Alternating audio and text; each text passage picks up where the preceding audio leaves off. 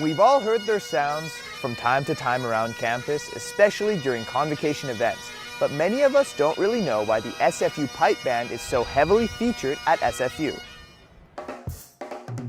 The SFU Pipe Band initially came into being in the fall of 1966 when it began as a student club created by a Scotsman named Dennis Roberts. It wasn't until 1981 when the band really picked up steam and became the SFU Pipe Band as it is known today. In 1981, the then president, George Pedersen, was in attendance at an SFU football game at Empire Stadium on a miserable rainy night. There were 10 or 12 players standing in the center of the field, their uniforms drenched and muddy.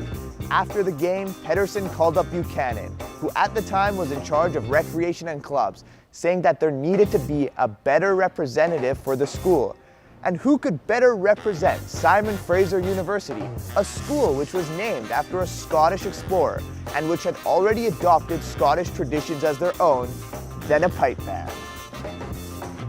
They came up with the idea to recruit some help from the City of Port Moody Pipe Band, which at the time was led by Terry and Jack Lee, who were two world-class pipers. These two brothers went on to form the nucleus of the Simon Fraser Pipe Band as their renowned reputations drew other successful musicians in.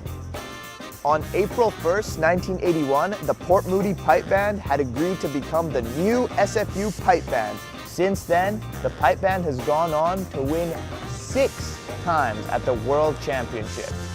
The SFU Pipe Band now has 5 different bands. Surprisingly enough, the band that plays at convocation ceremonies is not the same band that plays at the large competitions. The SFU Pipe Band is not a university band in the traditional sense. They are a ceremonial band. They were the City of Port Moody band, and they are now SFU's most important ambassadors.